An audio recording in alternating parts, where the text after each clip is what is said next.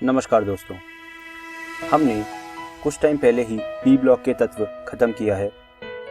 मैंने आपको कहा था कि आप पी ब्लॉक के तत्व के एनसीईआरटी के प्रश्न हल करिएगा। मैं उम्मीद करता हूं आपने वो प्रश्न हल किए होंगे। आज की इस वीडियो में हम बात करने वाले हैं पी ब्लॉक के तत्व के कुछ प्रैक्टिस क्वेश्चंस की। तो मैं आपसे अनुरोध करूंगा कि आप पेन कॉपी निकाल लीजिए और साथ साथ इन प्रैक्टिस क्वेश्चंस को लिखते जाइए। पहले आपके सामने प्रश्न आएगा, आप कोशिश कीजिए कि आप खुद से उसका आंसर दीजिए और उसके बाद जो मैं उत्तर आपको दिखा रहा हूं आप उसको अपनी कॉपी में लिखिए। तो आइए शुरू करते हैं पहले प्रश्न से। पहला प्रश्न है कि N2O5 में नाइट्रोजन की सहसंयोजकता क्या है। अगर हम बात करें इसके उत्तर की तो वो है, सहसंयोजकता इलेक्ट्रॉनों की सहभाजित युग्मों की संख्या पर निर्भर करती है। चूंकि N2O5 में प्रत्येक नाइट्रोजन परमाणु पर इलेक्ट्रॉनों के 4 सहभाजित युग्म उपस्थित हैं, जैसे कि निम्नतः दिखाया गया है। तो आप देख सकते हैं चित्र में कि नाइट्रोजन जो है उसने 4 बॉन्ड बना रखे हैं, या फिर हम ये कह सकते हैं कि नाइट्रोजन परमाणु पर इलेक्ट्रॉनों के 4 सहभाजित युग्म उपस्थित हैं। इसलिए N2O5 में N की सहसंयोजकता 4 है। आप इस चित्र को अपनी कॉपी में बना लीजिए और इस उत्तर को भी अपनी कॉपी में लिख लीजिए। अब हम आगे बढ़ते हैं और बात करते हैं अगले प्रश्न की। अगला प्रश्न कहता है कि pH3 से pH4 प्लस का आबंध कोण अधिक है, क्यों? तो इसका उत्तर कुछ इस प्रकार है। pH3 से pH4 प्लस दोनों sp3 संकरित हैं। pH4 प्लस में चारों कक्षक आबंधित होते हैं, जबकि pH3 में p पर इलेक्ट्रॉनों का एकाकी युग्म उपस्थित होता है। जो pH3 में एकाकी युग्म आबंध युग्म प्रतिकर्षण के लिए उत्तरदायी है, जिससे आबंध कोण 109 डिग्री 28 सेकंड से कम हो जाता है।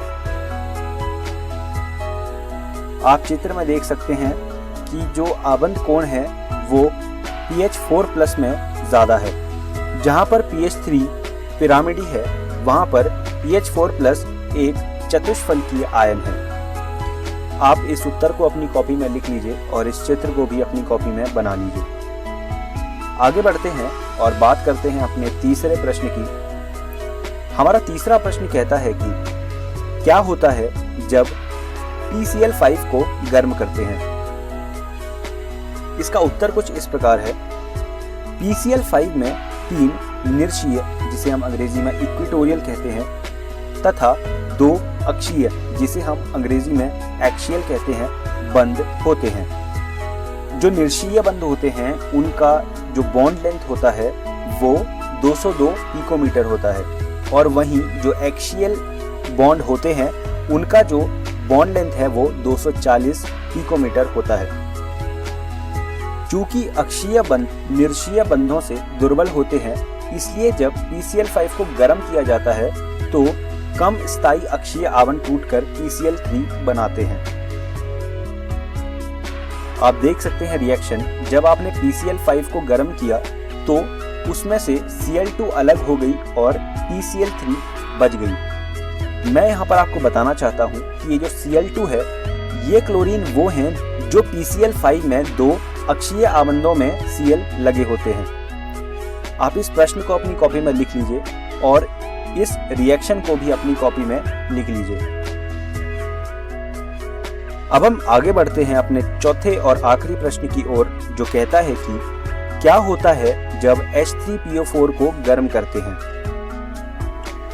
ऑर्थोफॉस्फोरस अम्ल या फॉस्फोरस अम्ल, जिसे हम H3PO4 कहते हैं, गर्म करने पर असमानुपातित होकर ऑर्थोफॉस्फोरिक अम्ल या फॉस्फोरिक अम्ल तथा फॉस्फीन देता है। इसकी रिएक्शन कुछ इस प्रकार है। जो H3PO3 है, जिसे हम ऑर्थोफॉस्फोरस अम्ल कहते हैं, आप अगर उसे गर्म करेंगे तो वो ऑर्थोफॉस्फोरिक अम्ल या फिर H3PO3 देता है और साथ में वो फॉस्फीन गैस भी देता है। फॉस्फीन गैस में आप देख सकते हैं कि एरो का साइन लगा हुआ है। ये सेम साइन आपको क्लोरीन वाली रिएक्शन जो हमारा पिछला प्रश्न था उसमें भी आपको देखने को मिलेगा। ये जो एरो का रिएक्शन है ये दर्शाता है कि ये जो भी एलिमेंट है ये गैस था और ये वेपराइज हो गया, क्योंकि जब रिएक्शन होती है तो वहाँ पर सॉलिड भी फॉर्म हो सकता है, लिक्विड भी फॉर्म हो सकता है और गैस भी फॉर्म हो सकती है। लेकिन गैस की एक खास बात होती है कि ये हवा में वेपराइज हो जाती है, तो ये वही दर्शाता है। लास्ट के जो 2 प्रश्न थे, प्रश्न 3 और प्रश्न 4, ये दोनों प्रश्न थोड़े ऐसे थे जैसे कि इसको गर्म करने पर क्या होता है, और इस प्रकार के प्रश्न आपको परीक्षा में पूछे जा सकते हैं। 1 नंबर में आ सकता है, 2 नंबर में आ सकता है, आपसे उनका रीजन भी पूछा जा सकता है। तो आपको इस तरह के जो टॉपिक्स हैं, ये छोटे छोटे कॉन्सेप्ट्स आपको एनसीईआरटी में मिलेंगे, आपको इन्हें अच्छी तरह प्रिपेयर करना है। तो अब हम इस वीडियो के अंत में आ गए हैं। हमने यहाँ पर 4 प्रैक्टिस क्वेश्चंस को किया, उनके पीछे का कॉन्सेप्ट समझा। आप ऐसे ही और भी प्रैक्टिस क्वेश्चन अपनी एनसीईआरटी से कीजिएगा और उनके आंसर जो हैं वो चैप्टर के बीच में ही आपको मिलेंगे, तो उनको आप काफ़ी ध्यान से पढ़िएगा और अपनी कॉपी में भी नोट कीजिएगा। धन्यवाद दोस्तों।